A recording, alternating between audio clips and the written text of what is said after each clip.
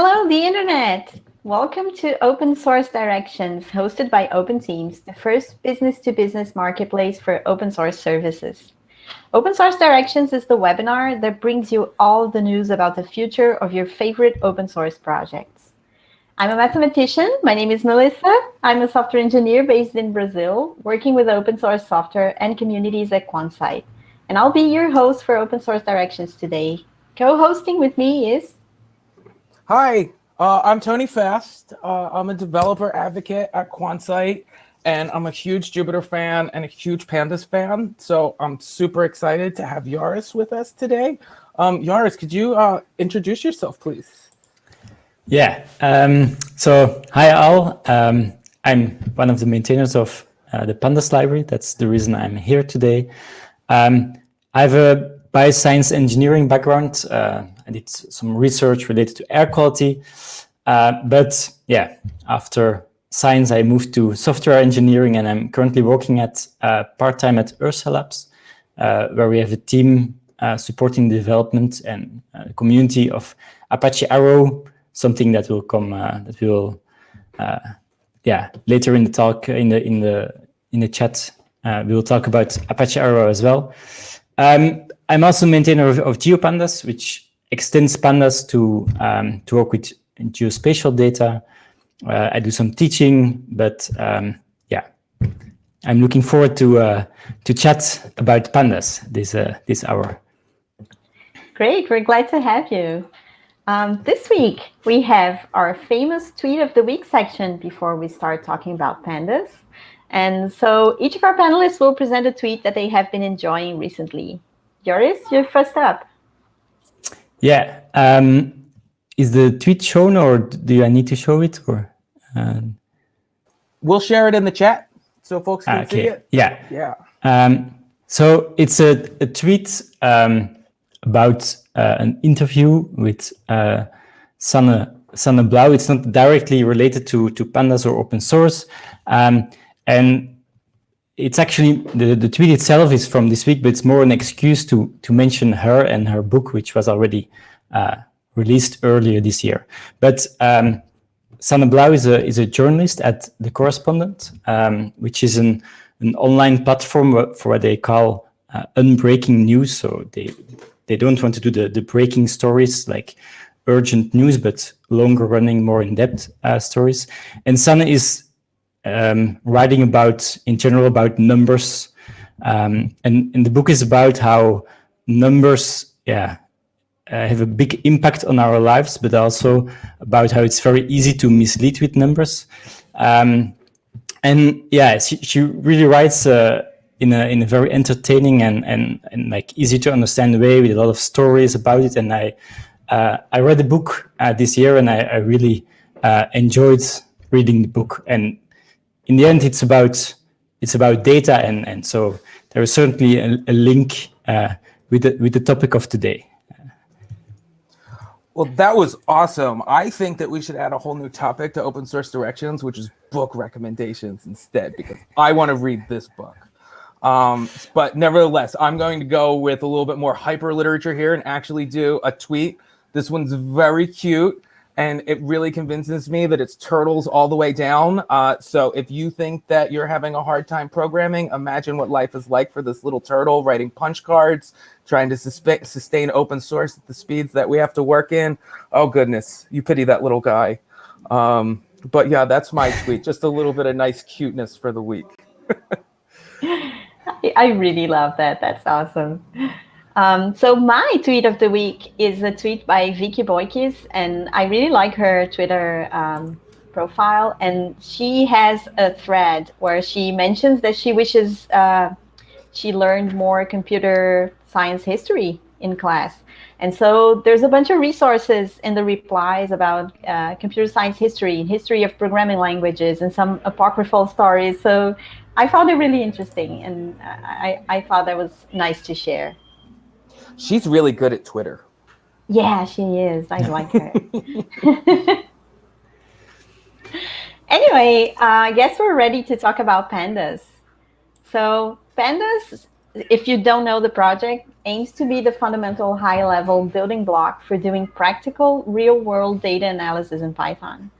Additionally, it has the broader goal of becoming the most powerful and flexible open source data analysis manipulation tool available in any language. It provides a fast and efficient data frame object for data manipulation and integrated indexing, tools for reading and writing data between in-memory data structures and different formats, and other features for data analytics and manipulation.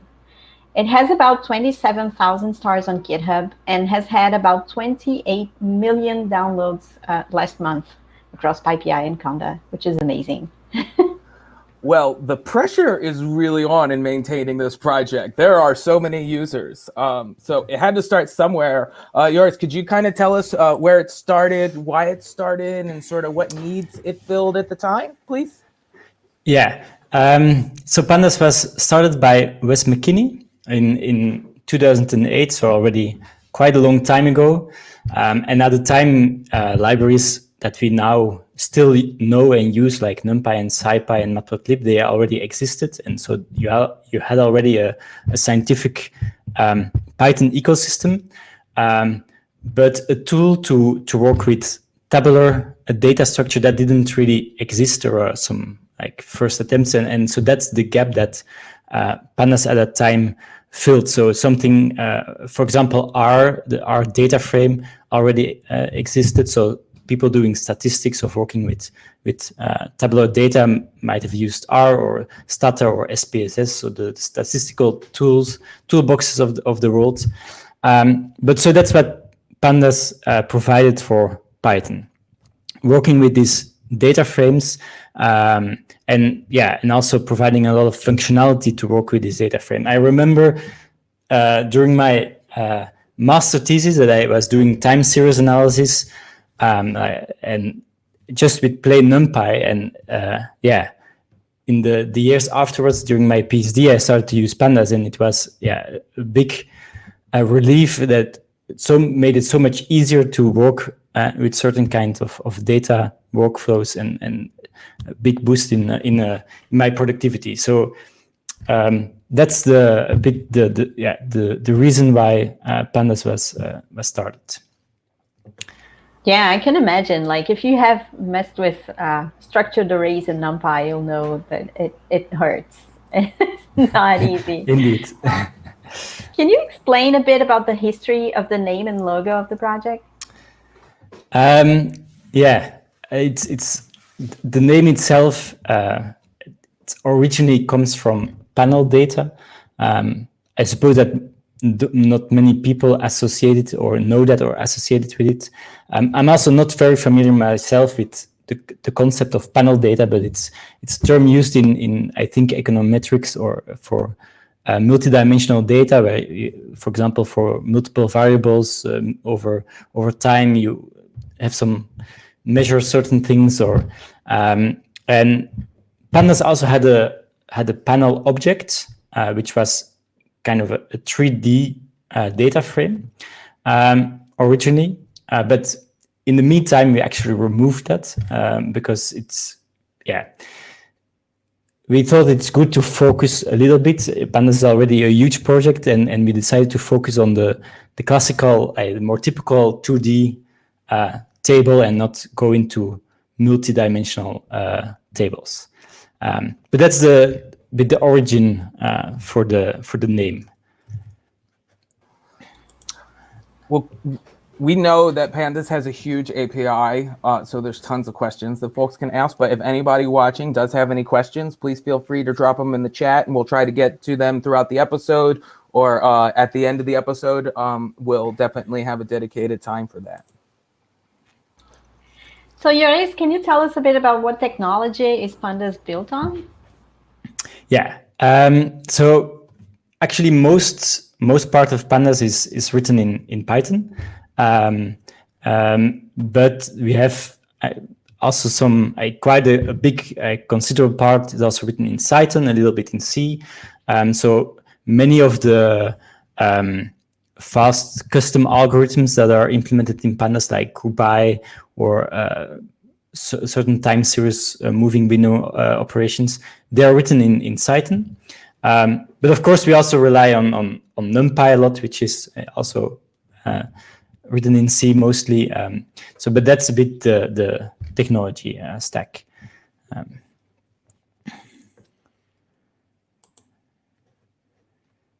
Oh, pardon me. This is a big project, and a lot of people are using it. So who maintains the project? Is there a large team around this? Nowadays, it's actually starting to get quite a big team. So it increased. When I started, we were only with a few core developers or maintainers, as we call it. Nowadays, we are around 20 core developers, and also a huge number of more casual contributors that pass by or contribute for a while. I think in total we have more than 2,000 contributors, but that number is not very important if many of those people just do one contribution. But the more important thing is also that we nowadays have quite a big set of people actively contributing. I looked up a few numbers. For example, since the last release this summer, you had more than 20 people who did at least 5 pull requests. So it's nowadays a quite nice team of people contributing, mostly volunteering. We have a few people now that are a little bit supported financially. We had last year for the first time some actual funding through the CZI program. Some of the other Python projects had that as well. So for example, Simon Hawkins has been doing the last releases. He's paid partly with that grant to do the maintenance work he's doing. But so the good thing is certainly that we start to have a bigger team. Of course, that also comes with coordination or there are still so many pull requests that you also need to get those reviewed, and people always like to contribute rather than actually write code rather than review. So it's already a good thing that we have a lot of active people, but there are still certainly many challenges with maintaining such a large project. Yeah, I think that's not a solved problem. How do you onboard and keep maintainers around to sustain a project in a healthy way? That's a hard problem to solve. And what communities are users and contributors of Pandas from? I think nowadays it's very diverse. So originally, for example, Wes McKinney himself was more from the finance world and statistics. He did a PhD in statistics and worked in a finance company where he started Pandas. And I assume it's still used a lot in financial sector. But nowadays, I think basically everybody who works with data, which is in many fields, and if they're using Python, they will often also use Pandas both in industry, academia. So I think it's quite a variety of backgrounds. Oh goodness, everybody's got data now. So if it wasn't for Pandas, I wouldn't be able to manage it. I know that. So there's a lot of contributors, large community. Is Pandas participating in any specific diversity and inclusion efforts as the community is growing? So first we certainly have to, and we are very well aware of that as similar as also as other projects, but our the diversity in our core development team is not as it should be, unfortunately, and not only in our core team, but I think also in general, like the general people contributing. It's a difficult problem to solve, but there are a few things that we're doing, trying to help. For example, there was we did in 2018 there was a worldwide documentation sprint coordinated by Mark Garcia, it's from a lot of locations. So not only like in the typical Western countries, but like 30 locations worldwide. We had more than 200 pull requests, which was a really great success. There's also the Pandanistas, which is a group trying to provide some mentorship and organizing sprints, and they are organizing a few sprints this year targeted at minorities using a small development grant from Ninfocus. We are also thinking about doing something, for example, an outreachy intern. I know that in NumPy they did that as well. But a big problem here is also finding mentors that have time, because if you want to mentor somebody well, that also takes a lot of time, and since we're mostly volunteers, it's also that's also a hard problem. So for sure we should try to do more, but that's a few things we're doing. Nice. Yeah, I think that's part of the funding problem as well, and some people are working on that, and some institutions, and I think we have a long way to go, but some actions are important. Now we're going to shift into the project demo, and would like to see like real cool features of Pandas. So while Joris is getting set up and sharing his screen, we would like to take this opportunity to thank our sponsor, QuantSight, for sponsoring this episode of Open Source Directions. QuantSight, creating value from data. So Joris, whenever you're ready, we are excited to see your demo. I really appreciated the honesty about the diversity inclusion efforts. It's always an ongoing thing, and the steps forward sound promising. Do you see a Jupyter Lab notebook? Yes, we do. Okay, so I prepared a few notebooks to demo some things.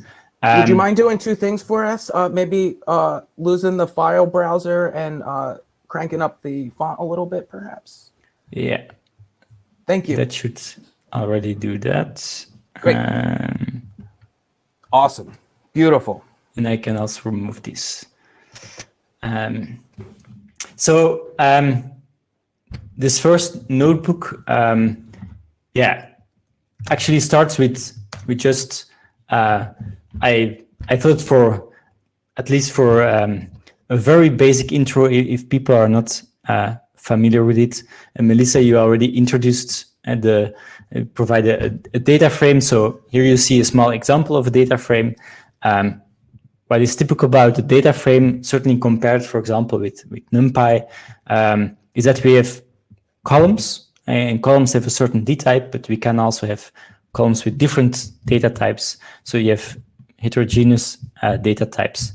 And then a lot of functionality that we provide. And I just gave a small example here, like you can do a grouped aggregations, like I take the mean of a column, but group by other columns and do some reshaping to see like how many people survived the Titanic accident.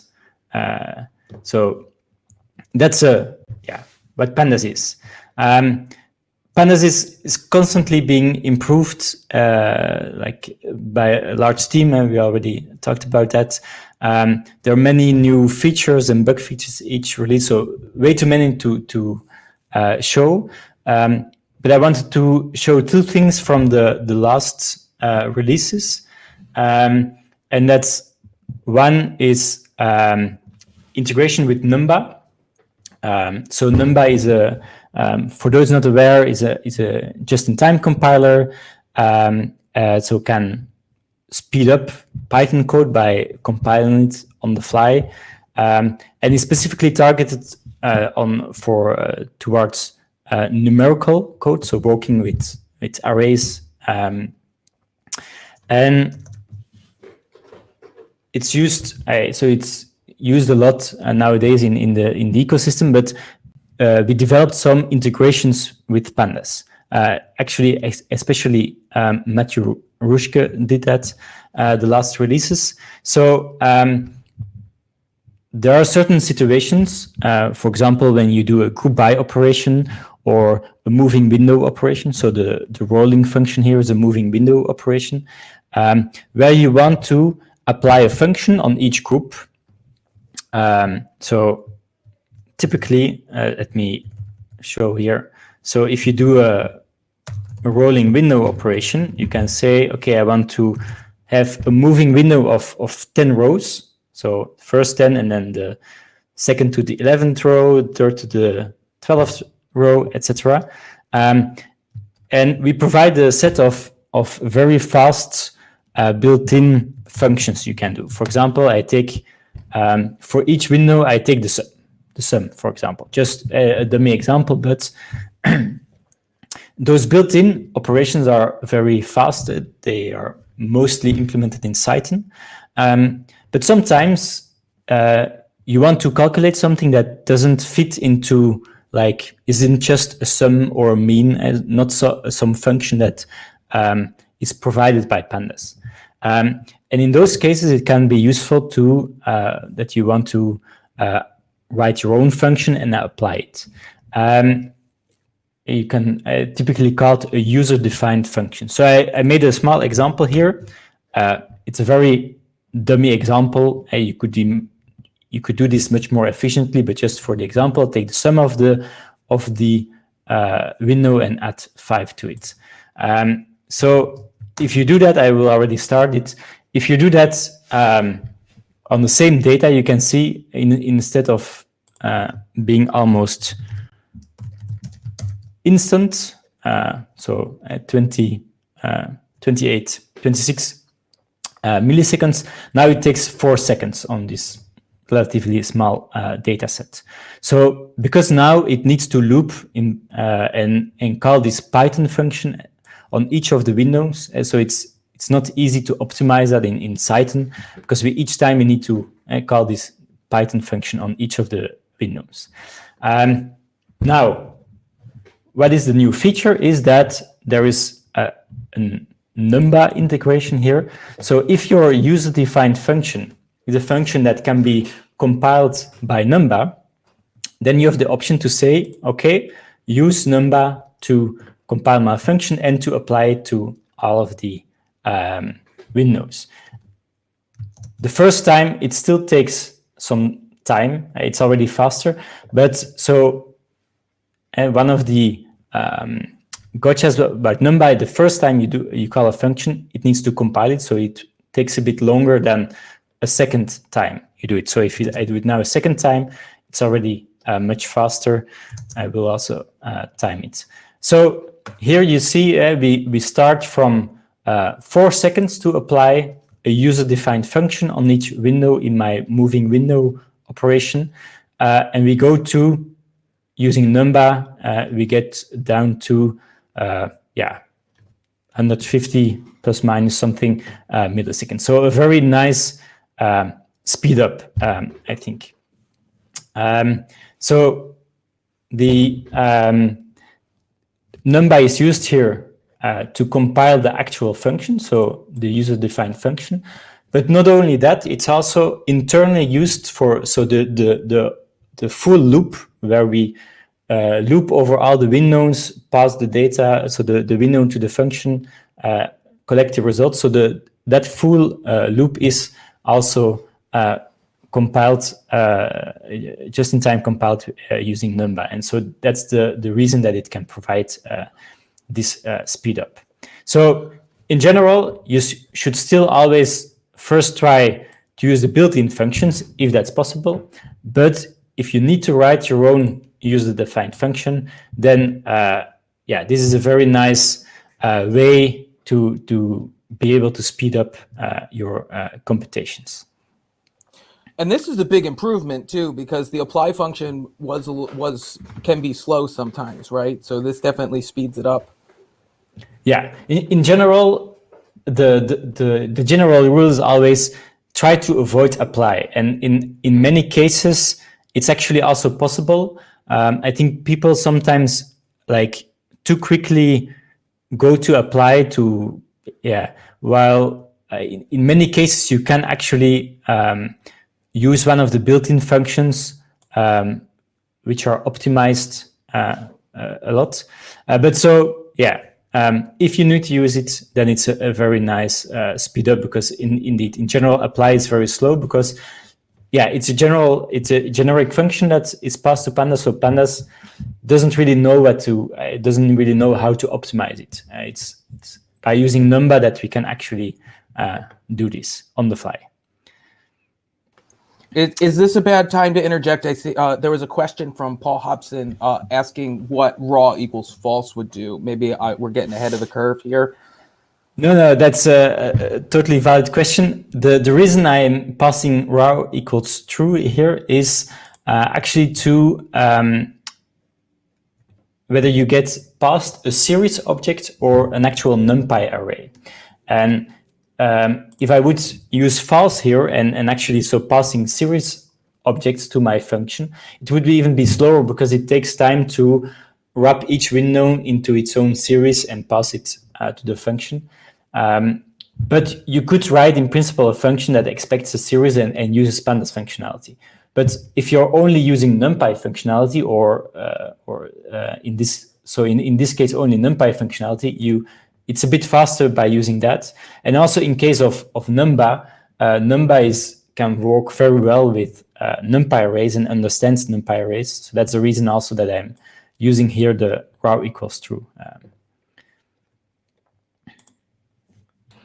Wow, that's really cool. And I guess speed is that thing that you're worried about then. Like this is the big thing of the next version. Like, how do you see? Because this is also a good time to get into the roadmap discussion, maybe, which is like, what do you see for the future and what's coming ahead for Pandas, and what are you thinking of doing next? Yeah, indeed. So it's the roadmap is or where Pandas is going is also always a difficult topic, in the sense that we're a community-backed project, so with a lot of contributors putting some time in it, but it's also a huge project. So if you want to make substantial changes to Pandas, it's not an easy change. It's a big change, and it's very difficult to do that just using based on people volunteering, or so if you don't have, and it's again a bit related to funding, and if you don't have like significant financial backing, it's very difficult to say, okay, we have vision to change it. For example, make Pandas 5 times faster. I think it would be possible with a lot of changes, and we can have the ideas, but it's very hard to make it to actually do it in practice with many contributors working here and there on the project. That said, we actually have a roadmap. I can also show it here. So it's a page on the documentation where there are several topics. So I will try to, and depending on the time allows, so I will say something about the string data type, how it relates to Apache Arrow, also about missing values. That are a few of the topics that I would like to talk about. So I can maybe just start with the string data. That would be really cool. Man, the new Pandas docs look so nice. They're so nice to read. Yeah, we have actually adopted that in NumPy as well because it's so nice. It's great to see NumPy adopting it as well, so you can collaborate on it. That's great. So, string data. I have here a notebook to say something about strings. So, but first, a little bit of background about string data. I suppose, Tony, you said you also teach Pandas, so something that always pops up if you are explaining Pandas to new people is the data types. And something at least I always need to explain that we have some small data frame here, and we have data with string columns here. But if you're looking at the data types, you see here objects. And most of the time, I need to say, yeah, okay, if you see object, it actually means you have string data most of the time, typically. The reason that it's object, like the technical background, is that NumPy doesn't really have support for variable size strings. So NumPy has a string data type, but it's for fixed size strings. In Pandas, we want to support variable length strings. So we use just an object NumPy array, which means you just put Python objects in the NumPy array. And the Python objects here are, in this case, strings. But first, it's not very user-friendly or not very explicit that this is actually a string column. But also, it's not strict about it. So you're never sure that it are actually only strings. It could also be a mixture of strings and numbers and other Python objects. So what did we do? And this is something that is already in the release. It was included in 1.0, is a dedicated string data type. I'm using here for a moment to convert D types. It's a helper function to convert some data types. I will explain about it in the next notebook as well. But so most importantly, what you now see here in the data types, so compared with the objects that I have here, now I actually have string. So we have a string data type. To show a little bit about it, so I can also create it manually, specifying here I want string data type. And a difference compared to the default. So the default is still object D type, but then you could actually just put a number in your object. And if you would look at the values of this, you can see it's actually a mixture now of numbers and strings. So you don't have strings anymore. That's something that specifically having this string data type disallows. So it will actually raise an error on, if you assign something, it will raise an error that it's saying I cannot set a value that is not a string into this string series. But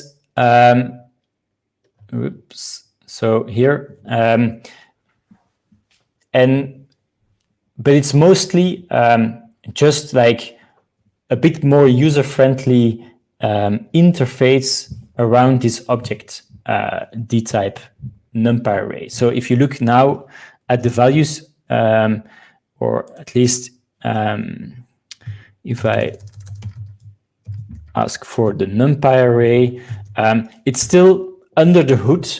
It's still a NumPy array of object D type.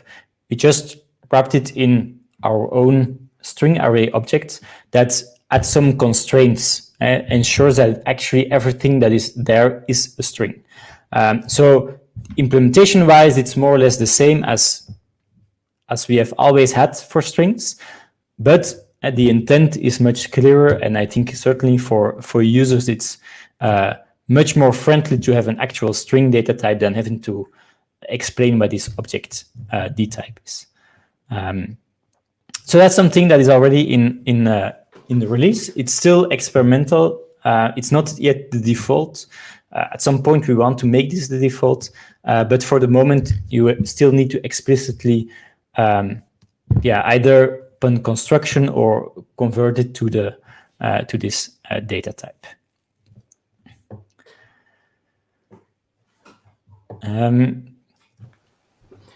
That is very cool. Does the convert D types function do stuff with datetime too? Just out of selfishness. Not yet, but I will come back on the function in the next notebook. Cool. I will use it there as well. So mainly what I mentioned here, that I don't want to convert integers and floating point numbers, because that's also something that it can do, but yeah, next notebook. But to keep explaining something about the strings, so I was saying here, it's still the same implementation. Now, it's still using those Python objects, and this is actually not a very efficient way to store strings in memory, because each string is wrapped in a Python object, so you waste some memory that way.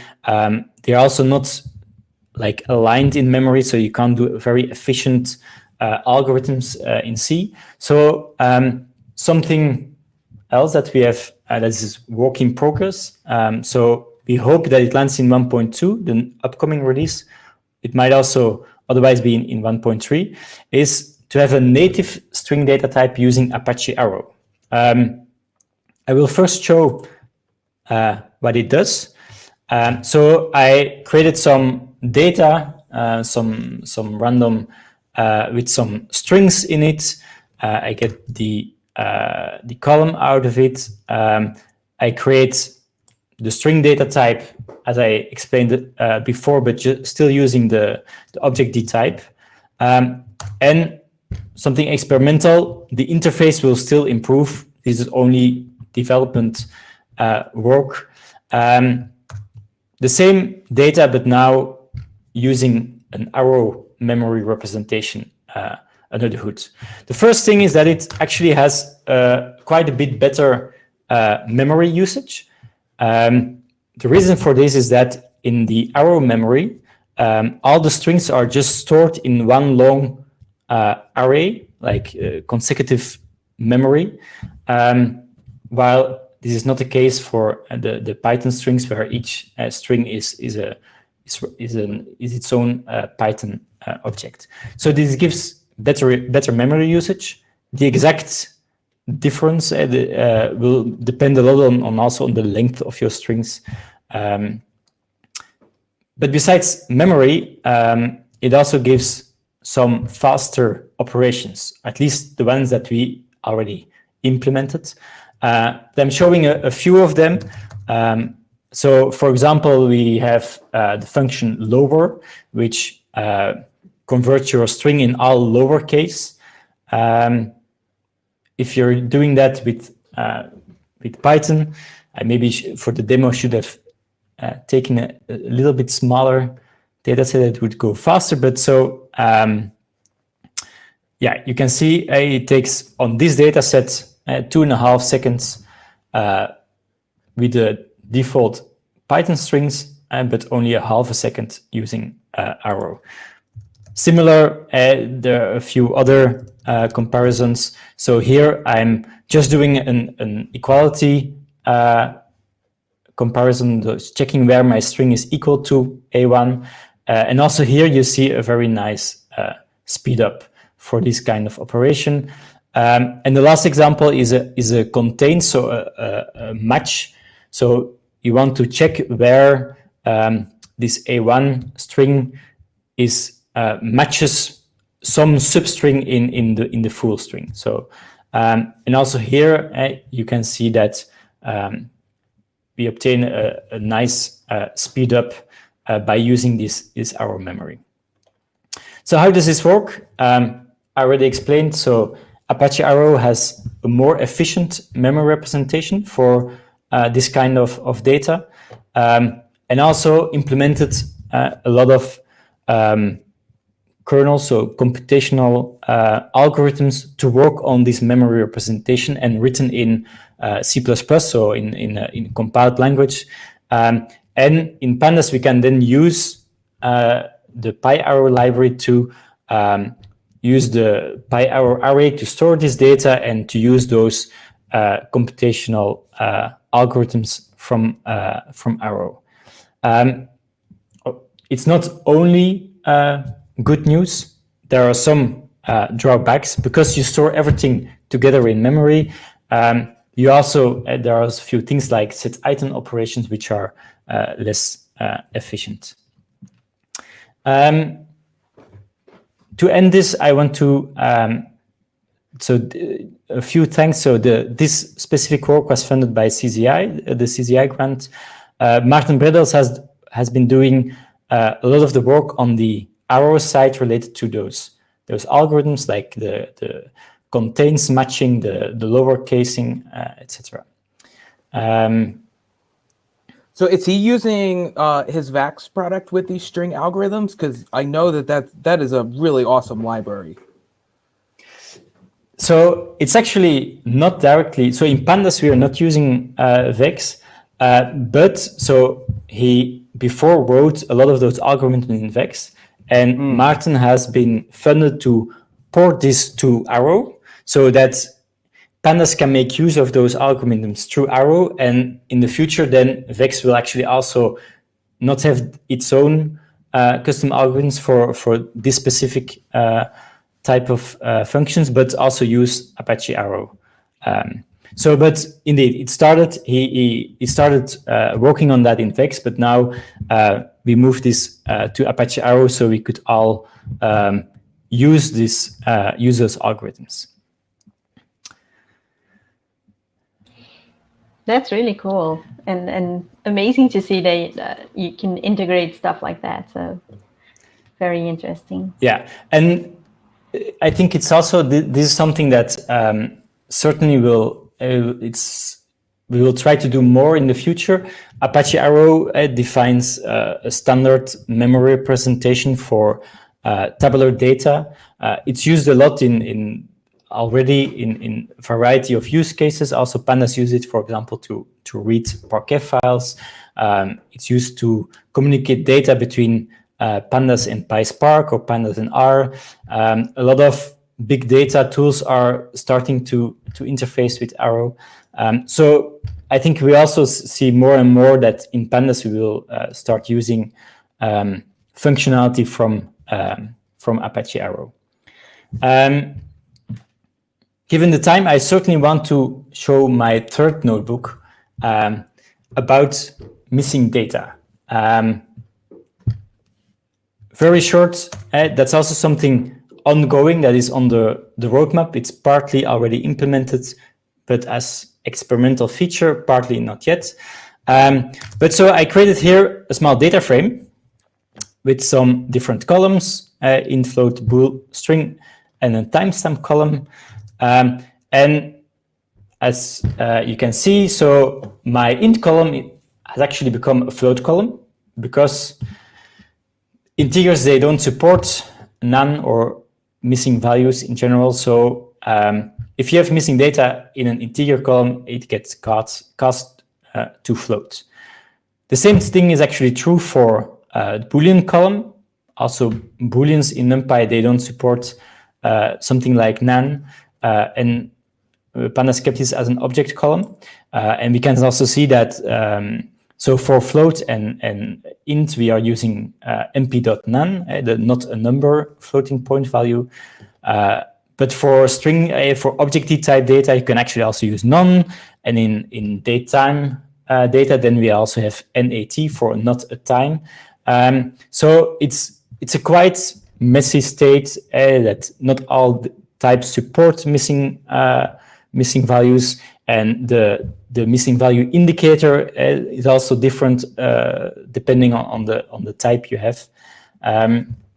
So to try to improve this situation, we have been working on what we call Nullable D Types. It's a new feature, experimental feature in Pandas 1.0.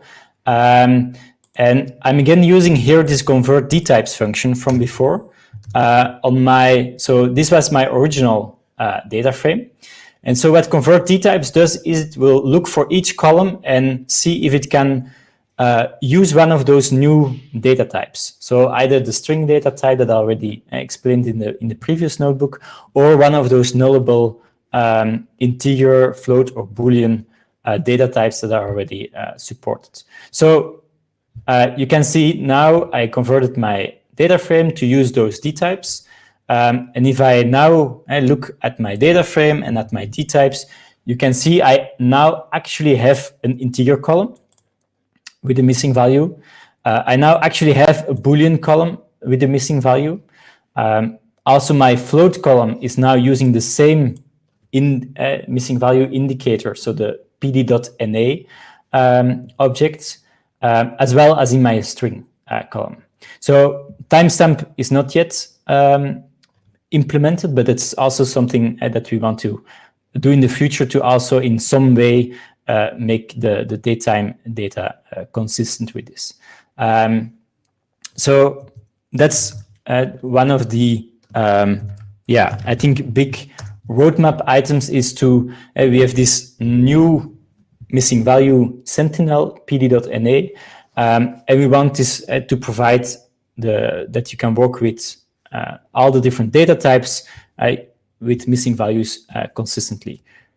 It's very experimental, so those new data types are you won't see them by default, they're opt-in, but we hope that at some point they are fully passing the test suite for all functionality of Pandas so that we can switch by default to use those data types. So you all are like the standard for data frames, and there's a large ecosystem that co-develops around Pandas. How do these changes affect the other communities, perhaps for, maybe you could even tell us some of the other communities that are dependent on these technologies? Good question. I'm going to stop my screen share so I can just chat that in that way. So there are certainly a lot of related projects to Pandas. There some of them relying on Pandas, some of them providing more an alternative. I think many of the projects they try to provide provide a similar API as Pandas, because many people are familiar with the Pandas API, but they try to then focus on some of the areas where Pandas is not very strong. For example, having better performance or being able to distribute it or run it on GPU. And some examples here are you have Dask data frame, which uses Pandas itself under the hood, but make that you can work with a partition data frame and run it in parallel or in a cluster in a distributed way. You have in the Rapids project, you have QDF to have a data frame on the GPU. There is, for example, also Koalas, which provides a Pandas similar API as Pandas, but under the hood using Spark through PySpark. So there are several of those projects that provide a similar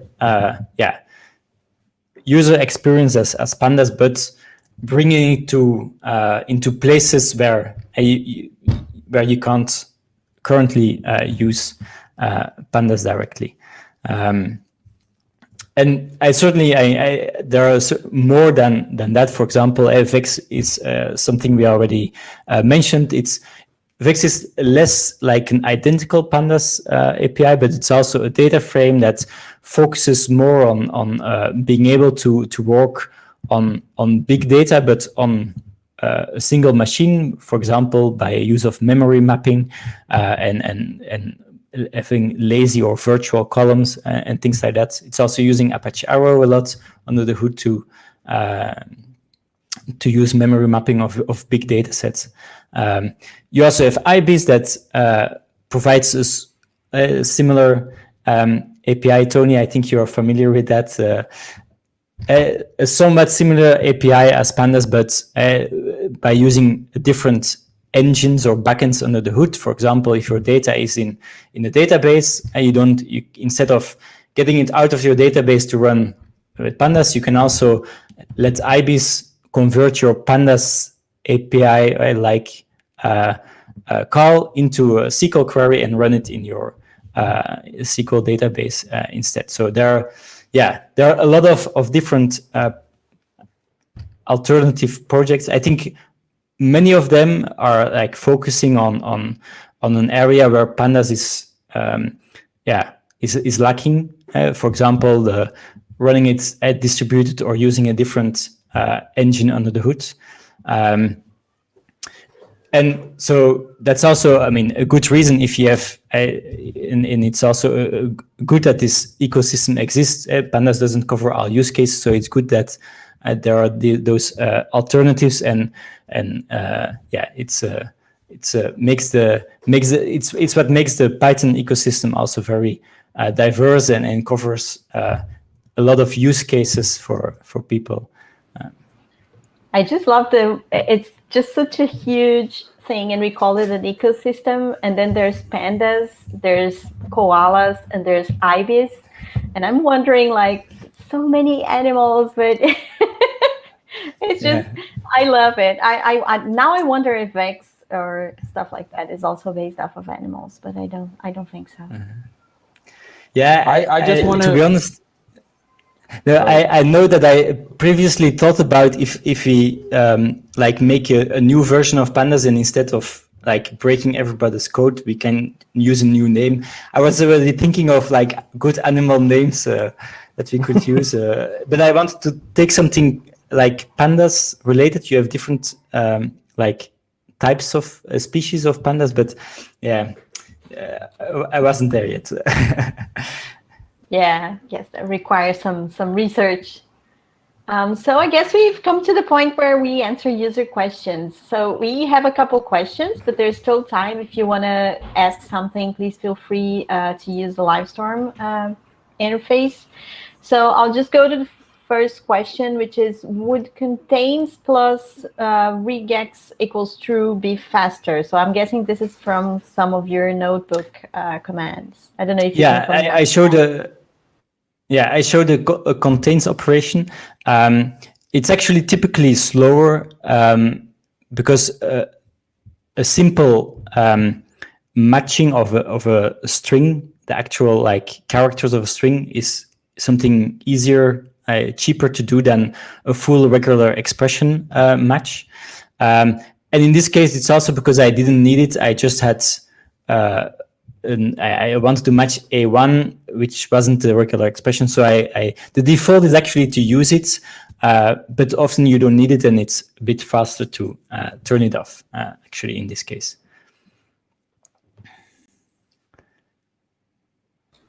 Oh, Tony, you're muted. Oh no, here I am. I apologize.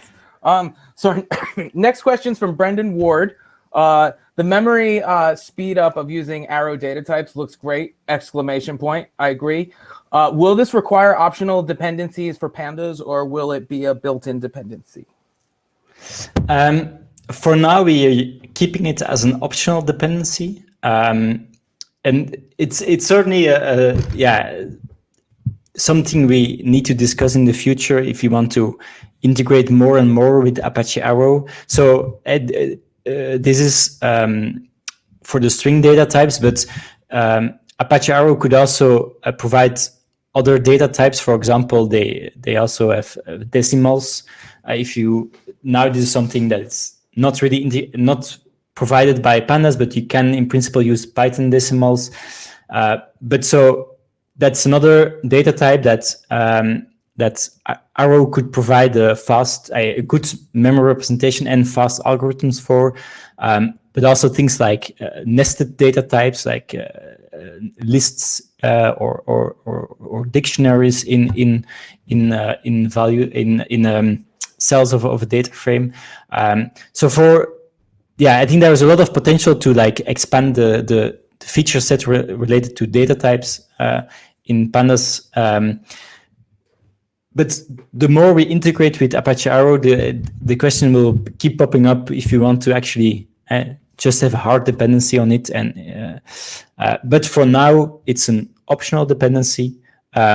If you don't have, so at the moment, the string data type will actually be opt-in. You need to choose for it, but if we enable it by default, it will still like see if Arrow is installed, then use it, and otherwise fall back to the default Python implementation. So we have another question, but I just want to go back. We had a follow-up from Francis, who made the first question, and he just said, sorry, I meant faster from using Python strings. So I don't know if you want to comment on that quickly. So I think what I said about it being slower using a regular expression, it's is the case for both using Python or using Arrow. Yeah, great. So just go to the last question by David. And he said, I work in the geospatial world and use GeoPandas almost daily. What is the relationship between the GeoPandas and Pandas core development groups? Are they the same group, different groups? Are these improvements in Pandas going to be available in GeoPandas also? Good question. How is the relationship? I would say that the relationship is mostly me, since I'm both a Pandas core developer and a GeoPandas core developer, which certainly ensures that they are aware of each other and know what they're doing. And it's certainly useful for GeoPandas that there is someone in our team on the GeoPandas side with a lot of knowledge what's going on in Pandas.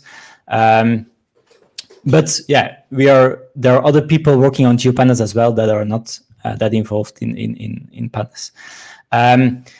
Related to, so all those things that I showed are in principle also directly available in GeoPandas because of the way how GeoPandas subclasses Pandas. So it adds a few things by making it a subclass. And so the additional methods to work with geospatial data. But whenever you have a string column in a GeoPandas data frame, it could also be this enhanced the new string data type, just as it can be in a Pandas data frame. So many of those new features, developments in Pandas will also benefit GeoPandas. Yeah, that's really cool. And thank you so much for those demos. It was really great to see the development being done. Unfortunately, we're getting close to the end, so now it's time for our world-famous rant and rave section, where we each get 15 seconds to rant or rave about whatever topic we want. So, Joris, you can go first. I want to. I've been recently working on with Dask and GeoPandas to try to have them play together and to be able to have GeoPandas and the spatial analysis also potentially distributed or parallelized. And I just want to say how fantastic Dask actually is. It's a really nice project. How they enable a lot of other projects to integrate and improve itself. It's not just like we are Dask and we have a product. No, they really integrate and enable a lot of new things in the full ecosystem, which is great, I think. Oh, that was great. Yeah, so you forget what it's like to be a first-time learner sometimes, and I forgot how miserable date time was when I first started learning Python, and how I don't have those problems anymore with Pandas. So I really just want to say, if you're a scientist and you've got date time stuff, just work in Pandas. Life is a lot easier. And I forgot that was like one of the main reasons I really latched onto Pandas at the time. Oh, that's cool. I'm gonna rant and rave at the same time about time, because like 2020 has completely warped my sense of time, and sometimes it looks like it's going really fast. So we're close to the end of the year, but at the same time, I feel like time is dragging, and it's so weird. So yeah, I'm confused right now. My brain is trying to understand time again. I don't know if y'all have the same feeling, but it's been a weird year. I can't imagine what it's like maintaining a date time package right now with all the time zone changes, right? Anyway, thank you so much. That's all the time we have for today. Thanks for watching. Thanks for listening. And thanks, Joris, for being here. I think that was You're really welcome. great. You can find us on Twitter at OpenTeams Inc. and at Quanside AI. And Joris, where can people find you and Pandas? So you can find Pandas on Twitter on with at Pandas_dev, I think. And myself, I'm Joris VD Bossche. It's a bit difficult to write, probably for most, but there will be some links on there. Yeah, there's your handle is in the chat, so if people are on the chat, they can see that. If you liked what you saw today, please go to our YouTube channel and like and subscribe to see more of this content. We look forward to you joining us next episode. So just so we don't repeat ourselves, we'll be talking about dry Python next episode. Thanks, Tony, for that. That was fun. Thanks, Thank you all. Thanks for joining, everyone. Bye. See you all. Thank you. Bye.